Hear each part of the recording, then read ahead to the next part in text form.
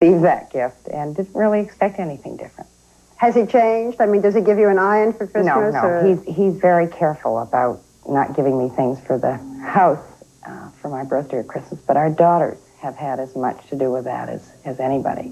Oh, Daddy, for heaven's sake, you can't give No, her a they will take him by machine. the hand and take him into a jewelry store, and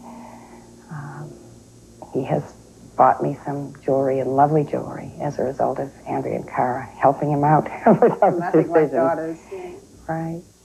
Your mother used to call your husband a saint. Yes, she adored Michael. I could never go to Mother and complain about him because she always took his side. Some people have said that he's in awe of you, your husband. I'm in awe of him. Are you? Yeah. Why? Well, he just has there's a competency about Michael and a strength that was there from the first time I went out with him that has never disappointed me. Let me give you some of the adjectives that have been used about you. Headstrong, impulsive, volatile, short-tempered. How do you plead? I think many of those were truer when I was using, when I was taking diet pills. I'm a much calmer person today. I still am somewhat impetuous. But Michael has noticed a real change and talks about it often. The change since you stopped using the drugs? Yeah, he talks about the fact that he wouldn't be running for the presidency. I wouldn't have been able to handle. What do you think would have happened? He wouldn't have run. But he wouldn't have known. He didn't know you were on Well, but he wouldn't have run because my temperament was... He would have thought you would have flared up. Yeah. When he first ran for governor, was it a problem then? Sure. Did people like you as First Lady? I'm not sure. I didn't like myself. I think that was the telling thing. I wasn't happy with myself. Is that when, I mean, we read that you used to storm into your husband's office in the middle of meetings? That happened once. Okay. I'm quoting from Newsweek. Yeah. Lee tales a legion of you storming into your husband's office in the middle of meetings, chastising aides, bullying legislators on or off the State House floor. Those are exaggerated stories, though certainly I had a different personality in terms of volatility, and I like myself better today. And when you finally went to your husband and said, what, for 19 years you haven't known me, or... It was very hard to admit that I had to use a substance in order to function, that I couldn't be myself. But I also had from Michael extraordinary love and support, and not sure I could have done it without that. Does he ever wonder if maybe you're on them now? No. Since he didn't know then. He can see the difference. No. There's enough of a difference. You know, we talk about not using a day at a time. And he just knows that I'm doing that a day at a time. It still is that. Absolutely. It always is with everybody who is dependent. That serenity prayer is close by all the time. And it's important. I even say it to my children. I say it to Michael, not just in the context of using, but for life, for what living. Do you say?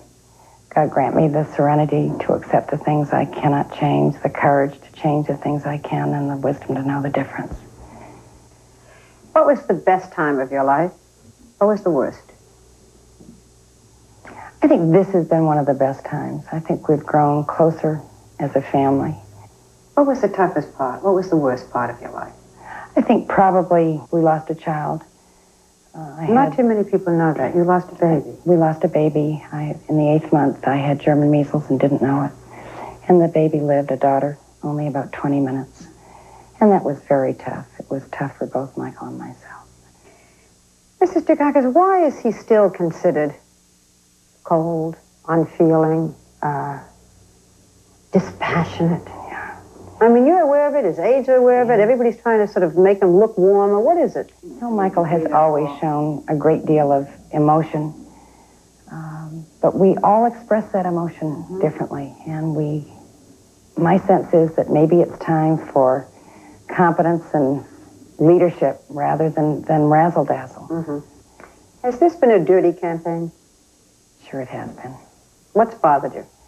There have been McCarthy-like tactics used. Example. A senator from Idaho accusing me of burning a flag. I had heard rumors about this, heard that I had been at an anti-war rally. And then when I heard that I had burnt an American flag, I was outraged. And Senator Sims hasn't had the decency to apologize. But that has been fostered by a campaign of Mr. Bush's, and he's been a part of that. He has to take responsibility. My husband's a first-generation American. He's been taught the values that are behind the Pledge of Allegiance and the meaning of that pledge. And we have taught our children those important values. Michael and George Bush are both patriots, and Mr. Bush should never impugn the patriotism of another candidate. How important do you think these debates are going to be this Sunday? I think they're very important. It's going to be an opportunity for the American people to see firsthand both candidates. Your husband's been rehearsing this week. So is George Bush, I understand, for Right. the debates. Have you heard any of his rehearsals? I have not, but He hasn't is done it with working you? hard and preparing. George Bush is a formidable debater. He's done it before. Has your husband ever lost a debate to you? Of course. So shouldn't you be in here? Yeah, no. Different kinds of debates. Different kinds of debates. Any advice for George Bush?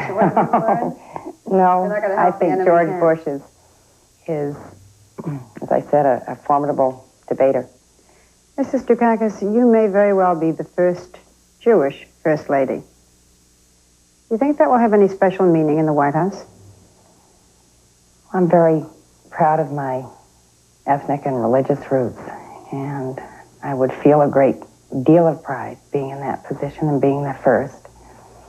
But we have a separation of church and state in this country, a very special separation. And I would be free to practice my religion, and I would. But I would hope that no one would vote for any candidate based on one's religious background. Would you celebrate the Jewish holidays in the White House? Of course. I celebrate them in my own home. How have you brought up the children? Do they go to church and synagogue? Both. They do. Yeah. And then They did you say at a certain age you can choose, or do they consider Well, I themselves think both? that was expected. They've had the richness of both of our heritages. And they can stay home from school at all the holidays. That's right. I never thought about it that way. How do you feel about George Bush's aides who were resigned because of alleged anti-Semitism? My parents met in Berlin before the war. I have been a student of the Holocaust and the Armenian genocide, and more recently, what happened in Cambodia.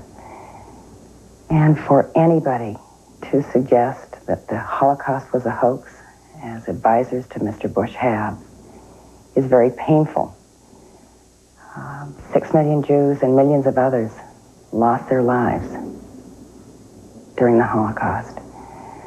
And one has to wonder why they had been attracted and why they were brought in to George Bush's campaign. Do you feel that anti-Semitism is growing in this country? I don't. I have received very few anti-Semitic letters. People know that I'm Jewish, that I'm actively involved. I frankly expected more and have been pleasantly surprised that there's been a minimum of that kind of thing. Now, the terrible question. Describe Michael Dukakis in 5 words. Strong, dynamic, sensitive, a leader, full of integrity. That wasn't hard at all. It wasn't such a No. terrible question. No. Describe Kitty Dukakis in 5 words. That's hard. I guess feisty is a word that's been used to describe me. I like that better than some of the other words.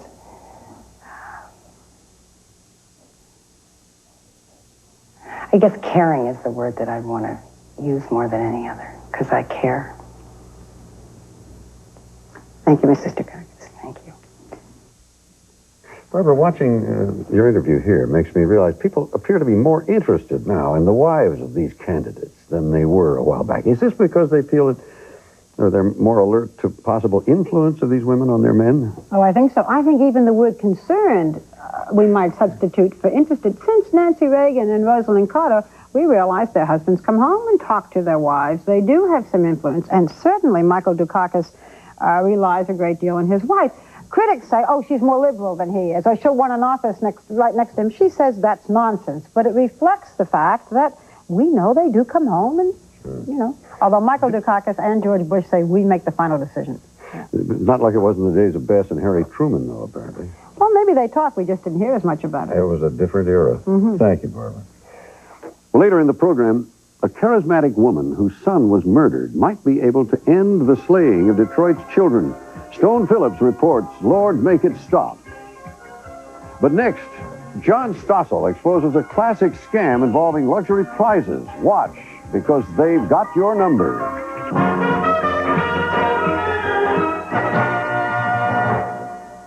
What I would like you to do, Mr. Customer, Ms. Customer, is kind of ask yourself, do I make 1-minute phone calls? Most of the time, the answer is no. Think about when you see a comparison that states a time. Look at that chart and say, are these the calls that I make with this length of time on that particular day of the week? Generally speaking, the longer the call, the lesser the cost differential between AT&T and any of its competitors. The mood is gotten, the moment your own. Abandon yourself to the feel. So comfortable, easy and calm. Embrace the feeling. Take comfort in cotton. Find the True Performance label on JCPenney Easy Care cotton sheets. When I hold this Olympic coin, I remember my student, Charlie, always running through the halls. I told him 1,000 times, stop running. I'm glad he never stopped. He's training for the Olympics. Support our present and future athletes with the official U.S. Olympic commemorative coins in gold or silver from the U.S. Mint. Help America shine. Available at Sears, participating coin dealers, and other fine stores. Imagine everything's as good as it can be. Now imagine Precis, with over 60 standard features, all for under $5,400. Now that it's here, maybe everything else will fall into place. Precis, imported by Mitsubishi. If you lose control and eat an entire Sara Lee chocolate cake, you're gonna hate yourself. But only a little. Sara Lee Snacks. Nobody doesn't like Sara Lee. They've got soul, but we're having all the fun. In the great scandal of '84, heavyweight Michael Keaton was arrested for impersonating an athlete. Is this a great country or what? This year, he's looking for a new event. Are you saying we should become pimps? Pimps is an ugly word. There'll be some stiff competition. But with Henry Winkler and Shelley Long on his side, Get out of town! there's no way he can lose in Night Shift. 2 hours of excitement in a special event after Growing Pains and Head of the Class Wednesday. Here's how it starts. You get a postcard like this, announcing that you've been selected to receive one of 4 valuable awards, such as the 1988 Ford Escort GT or a cashier's check for $2,500. Even the 4th prize is worth $800. That sounds great, but it's just a come-on for one of the most widely perpetrated scams in America today, a scam that reaches nationwide and that's costing victims hundreds of millions of dollars a year. Because it's so pervasive, John Stossel investigated, and he began by locating some of those who've been ripped off. Well, they called me around about October, saying that I had been chosen to participate in this, quote, parade of gifts giveaway. Oh, boy, I'm lucky. I'll say I'm lucky. The first prize was a Ford truck. This is my lucky day. 100 shares of AT&T stock. I'm all in clover. I'm glad all over. 2 pieces of jewelry appraised at approximately $1,400. This is my lucky day. Millions of people are receiving the good news. by letter or postcard, they tell you, congratulations, you've been selected to receive one of these great prizes. Now, I've been reporting on these deals for years. Police and prosecutors crack down on them from time to time, but they keep coming back, and they get more clever all the time. What usually happens when you call the number on the card is that they tell you, yes, you are a winner of one of these 4 prizes. And all you have to do to collect is, here's the catch, pay $100 for handling charges, or buy $400 worth of pens. Or, well, lately the catch is, you'll get your award if you'll just buy some vitamins. That's what the people you're about to meet were told. We were told that our award was the Marcini Benz. She even told me the model of it. It's model 190, 4-door sedan. We're very pleased with it. This is the first time we ever won anything. All they had to do was buy $300 worth of high-potency vitamins. Well, I said to Norm, we have to buy vitamins anyway. So if we're going to get a car, I says we might as well give them, the option of buying them vitamins along with it. In St. Paul, Minnesota, Dayton and Helen Searles got a similar offer from another company.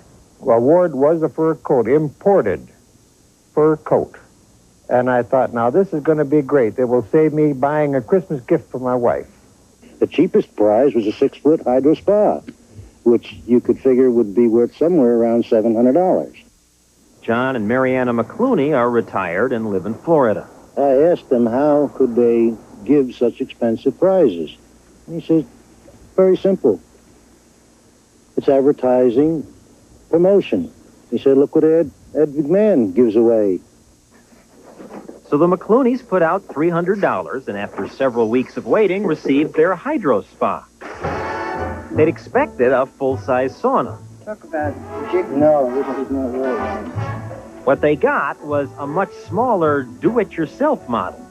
They assembled it for us. It wasn't so easy to do it yourself. And the Davises' Mercedes-Benz? Well, it turns out the saleswoman had misled them. They didn't win the car, but they did get 4th prize, the lady's fur. But the fur turned out to be cloth, not fur. The Searles did get a fur coat, but... I don't get angry very easily, but I was disgusted, terribly disgusted. Now, why was she so disgusted? Fur is fur, right? Well, not quite. We took Mrs. Searles' coat to one of the biggest furriers in New York City. Well, you don't have to examine it very carefully, John, to make a very critical judgment. This is basically worthless. Here, look what happens. It's floating away. He says it's made from the scraps that furriers normally throw out. It comes from the pubic area of the pelt. It's all stained. And those stains, by the way, are urine. These days, lots of these vitamin promotions are being run from Las Vegas. By night, the casinos are where it's happening. By day, boiler rooms are where the action is. In fact, it's now the city's 2nd biggest business after gambling. Congratulations. Your family will be receiving the brand. And what are boiler rooms? Well, I've reported on these before, too. This one several years ago. Widescreen television. They're rooms filled with people selling over the phone. It's often non-stop selling from 6 in the morning till midnight. 1988 Winnebago Motor MasterCard carte blanche. $10,500. 50-inch TV and the $2,300. Now, just because it's a boiler room doesn't automatically mean they're ripping people off, but it sure raises the odds. These 3 women worked for several boiler rooms. What was the funniest prize?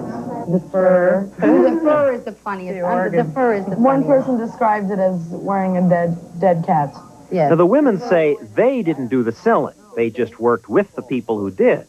And after work, they and the salespeople would meet at this bar to discuss the rip-offs of the day. A lot of them don't send the boxes out. If they do, they don't send the prizes with it. The premium. They get your Visa number and then don't even send you anything? They get your money, they don't send you anything, and they take off and they move to another location. Most often, the customer does get the prize.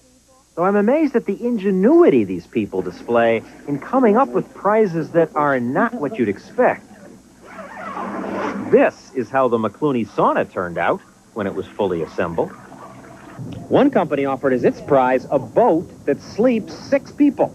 Now, when I think of a boat that sleeps 6, I think of something like this. Instead, what people got was a rubber raft. Will it sleep 6? Let's find out.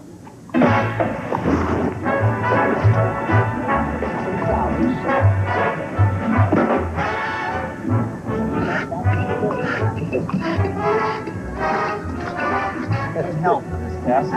Hugh Downs knows a lot about boats, so I asked him to help test it. Well, it might sleep 2. No way it sleeps 6.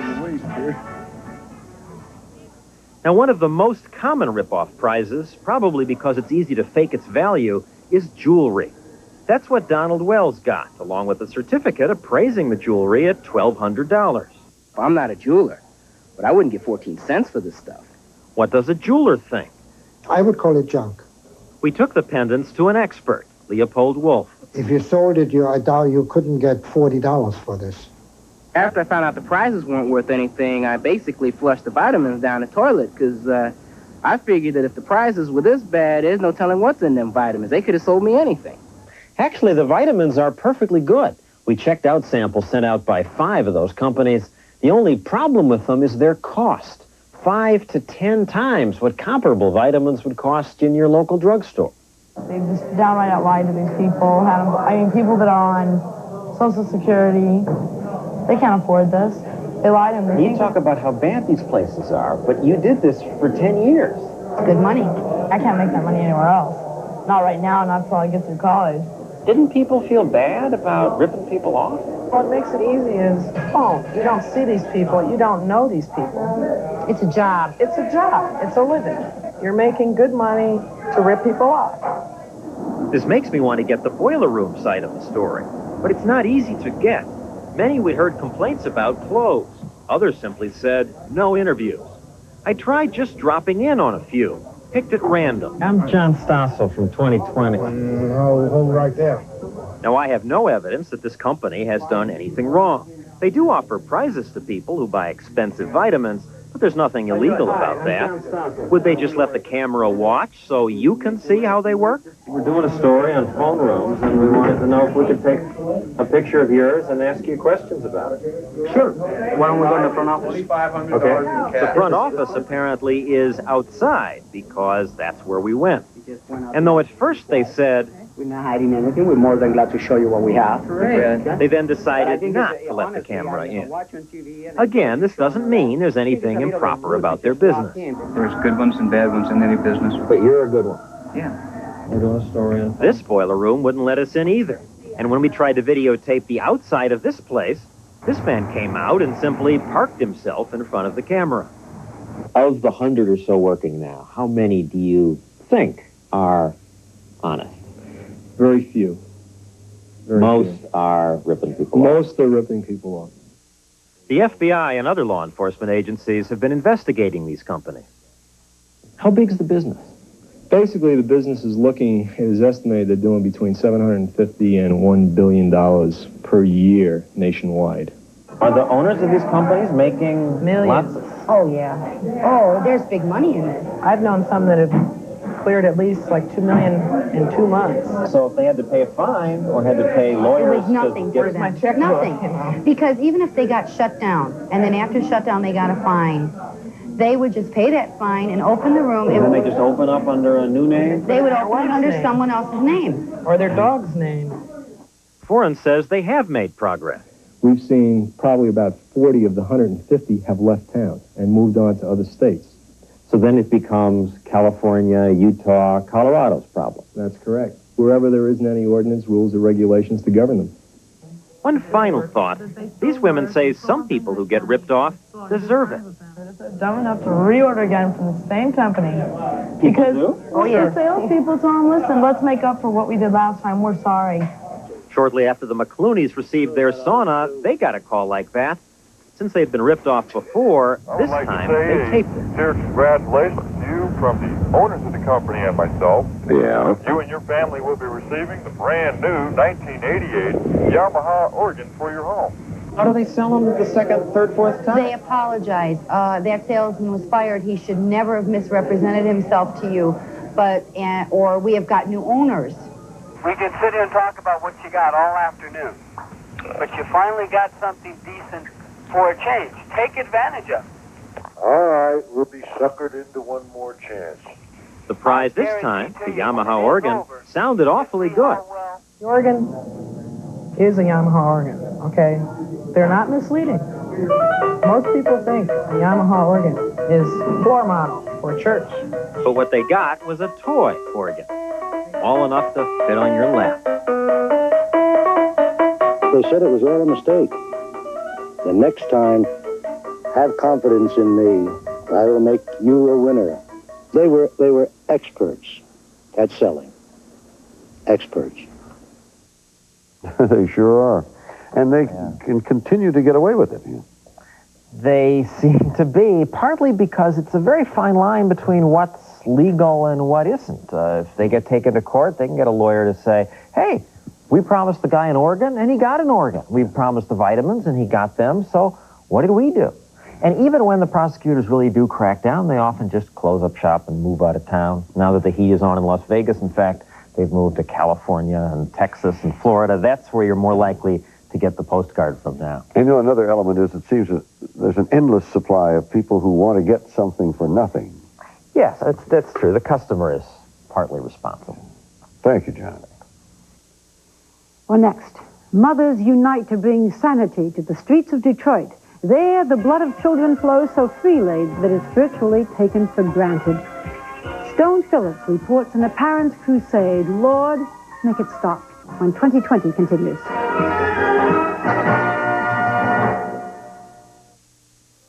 Suddenly, my legs felt 6 feet long. It's funny how that affects your whole outlook. It's these new sheer indulgence pantyhose. Are they silky and sleek and smooth? And they didn't come from the department store like you'd think. I found them right next to these for just a little more. You know, it's amazing what a little indulgence does for the old ego. New Burlington Sheer Indulgence. A feeling so good it shows. The idea that one dog food is best for every dog is silly. Puppies, for instance, need calcium for growing bones, so there's Cycle Puppy. Older dogs need the easily digestible protein in Cycle Senior. Overweight dogs need satisfying meals with fewer calories, Cycle Light. While healthy adult dogs need the balanced nutrition of Cycle Adult. Cycle, because no one dog food is right for every dog. Pretty woman, walking down the street. Pretty woman, turning like to me. Pretty woman, I don't believe you. You're not the truth. No one can look as good as you. All these women lost weight at Diet Center. If you want to lose weight, call the weight loss professionals at Diet Center. Pretty woman. This dresser was the first thing we bought when we got married. A lot's changed since then. But one thing stayed the same. I've dusted it with Pledge every week. And now N-Dust says, watch out for buildup. After 16 years, come on. Dusting with Pledge is what keeps it beautiful. Look, N-Dust evaporates, leaving wood as dry and unprotected as before. But a Pledge shine protects beautifully. With Pledge, dusting can be beautiful. 16 years, and still counting. How many of you know someone who has, let's say, been shot? In Detroit, a young person is murdered every week. This woman buried her son. My daughter was saying, Mama, what are you going to do? Now she's determined to stop the violence. Stone Phillips reports, Lord, make it stop, when 2020 continues. Sunday, more Americans should turn to ABC News for the Bush-Dukakis debate. Peter Jennings asks questions of the next president of the United States, then joins David Brinkley and the best political team in the business for analysis. The presidential debate, Sunday. I think it's unfair. If I could be there in her place, I would be, and I know her mother would be. If we could take it away somehow, but there isn't any way, and she's just starting her life, and it's so sad. Young Tracy Webb is in a coma tonight at University Medical Center. The 18-year-old had just celebrated a birthday several weeks ago, but she was hit by a drunk driver. We'll have her story and the story of her family trying to cope on Channel 13 News tonight at 11. Si usted ha sido lastimado en un accidente, por favor llámenos a la oficina del abogado Edward M. Bernstein. Tome el primer paso.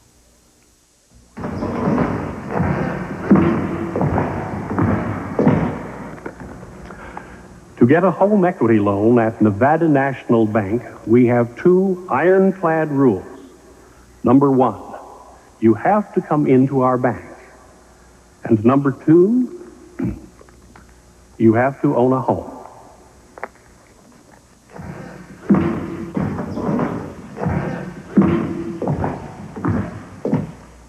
Hollywood Squares, weeknights at 6:30.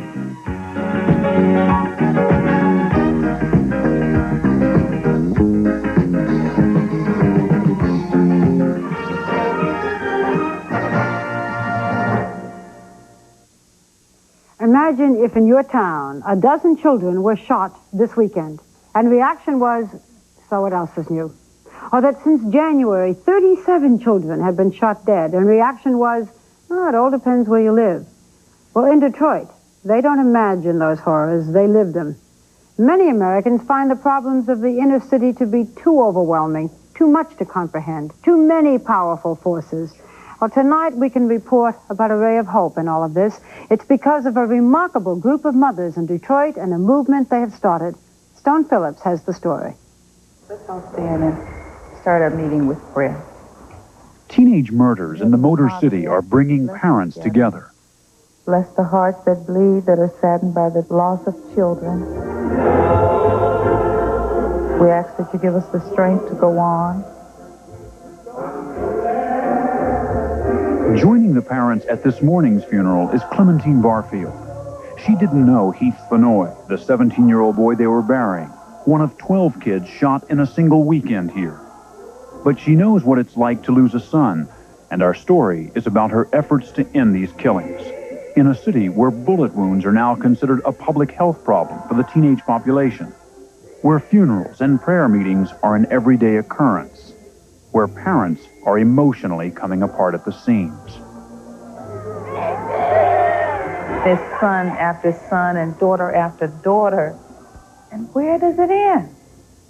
You know, I'd been to so many funerals and so many wakes of young children, and it just doesn't seem to be any end to it. My cry is, Lord, please just let it stop. Make it stop. Over the past 3 years, nearly 150 children under 17 have been shot to death in Detroit. 1,000 more wounded. The victims and victimizers, all kids. Ambulance sirens announce the casualties. Parents never know what the next phone call will bring. They told me that Roger would survive, that he was shot in the back of the neck, and that Derek was shot in the head. Clementine Barfield's son Derek died. He and his brother had both been shot at point-blank range while sitting in a car trying to resolve an argument. My daughter was saying, Mama, what are you going to do? We have to do something. We can't just let somebody kill Derek and nothing happens. That plea from her daughter became the inspiration. Clementine Barfield stopped mourning and started marching. She recruited other mothers who'd lost children, and she forged a volunteer movement to unite grieving parents and pressed for change through a program of self-help and direct action. She called it So Sad for Save Our Sons and Daughters. We want the drugs and the crime and the guns out of the city so that our children will have a safe environment to live in. One of the first recruits was this woman, Vera Rucker. Her daughter, Melody, had been a cheerleader and an honor student in Detroit. She'd gone to a party that another group of kids tried to crash, and when they couldn't get in, had come back shooting. After Melody got killed, it was like part of my heart had been torn away. And I would read about other people, kids being killed. I would sympathize and I would cry and I would say, that's a shame, something should be done about it. But I've learned that I was a part of that too. Yvonne and James Lawrence, sitting at the end of the table, were shocked into action last June. This is their first So Sad meeting, where parents are encouraged to share their sorrow and their anger.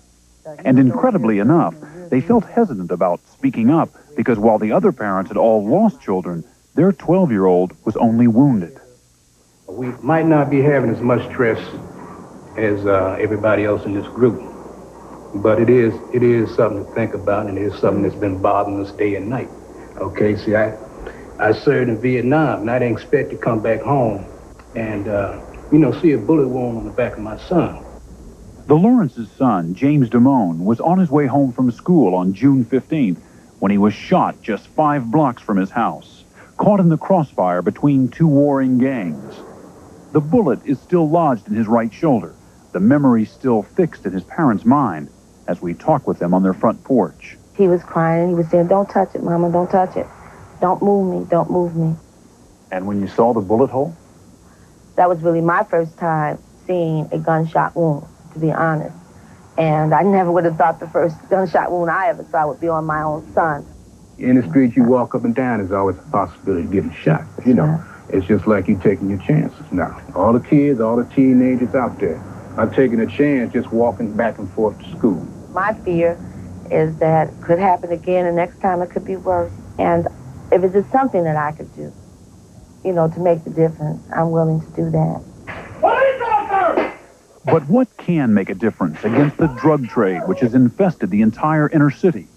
Against guns, including highly lethal automatic weapons, now available everywhere. And schools where kids are greeted by metal detectors because there have been shootings in the hallways and even in the classrooms. They'll never see me here again because I hate this school. I really do. That don't make no kind of sense. Nobody has to walk around here and be scared they're going to get shot. Can people like the Lawrences joining So Sad make a difference? They can help us in terms of support.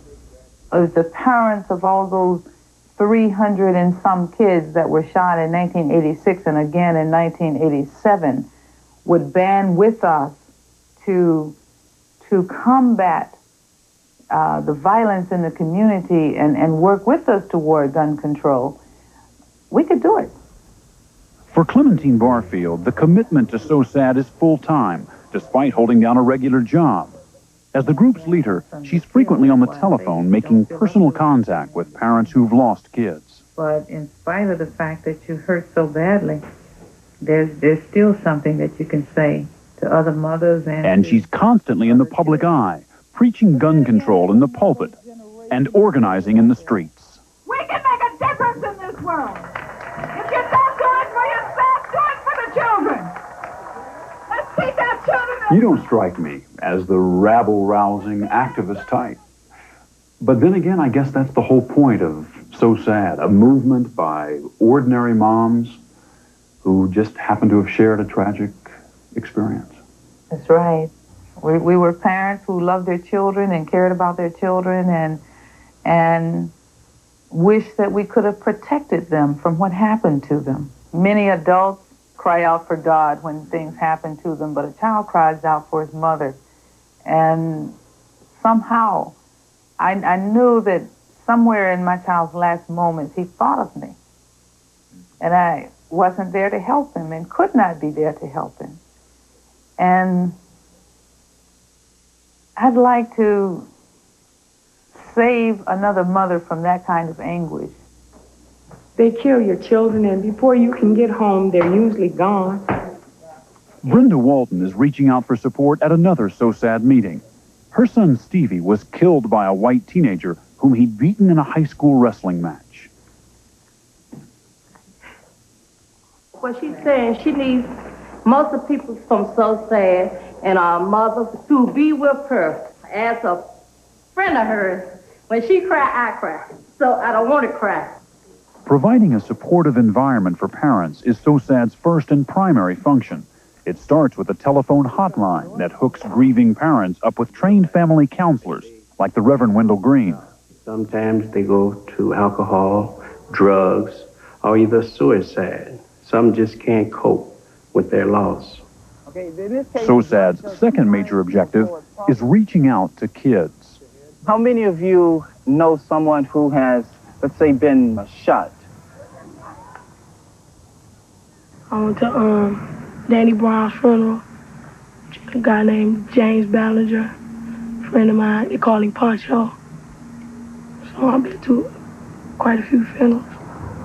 Most kids today don't have any fear about what they're doing. They look at, like you said, he look at the money. He look how, it look good in his eyes, but they don't know the results of it, how bad it is. At workshops like this one, kids are taught strategies to avoid arguments and situations that could escalate into violence. Where you can sit down together and talk about many of the things. The third objective is organizing neighborhood rallies like this one, where young people recruited by SOSAD talk firsthand to their peers about the dangers of the drug culture.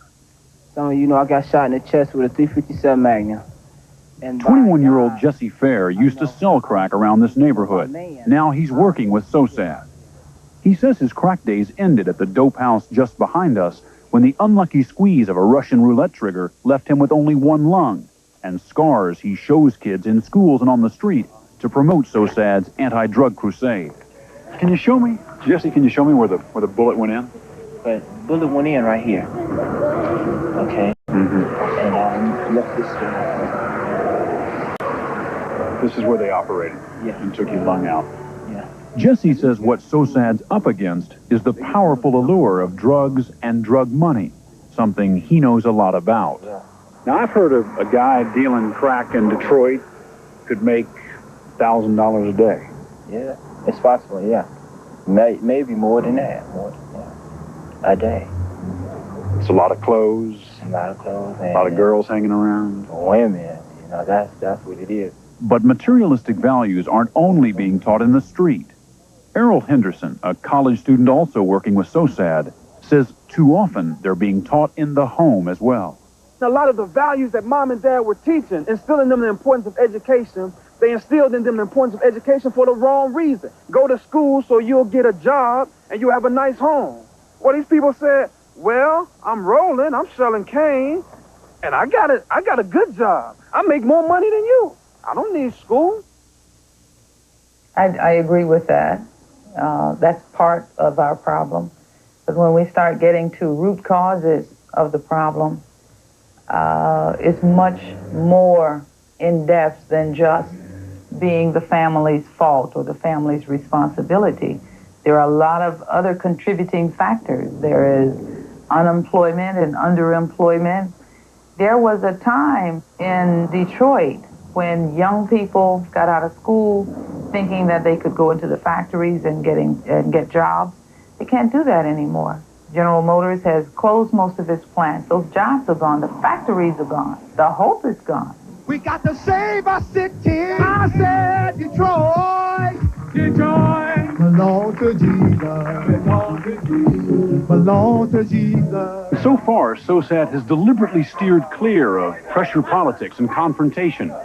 But neighborhood rallies like this one draw only a limited audience. And the question, as the frustration mounts in neighborhoods like these, is whether SOSAD's consoling message will have the power to bring real change. Real change is what's needed in these streets. And even Mrs. Barfield, a symbol of hope to many, is open about her doubts and frustrations. The burden of seeing all these children just going to waste is getting to be too much. I can't continue to deal with it. We can't continue to deal with it as a society. We cannot continue to sit back and let these children get killed this way. What kind of human beings are we? Everybody should feel a sense of connectedness to this. That sentiment was expressed most powerfully in a poem by Errol Henderson, a cry of pain and a call for help. It's dedicated to Miss Clementine Barfield and Miss Vera Rucker. It's called So Sad. It's about the war zone. It's so sad when they die so young in a city where no one cares. There are too many funerals and too many guns, too many swords and not enough plowshares.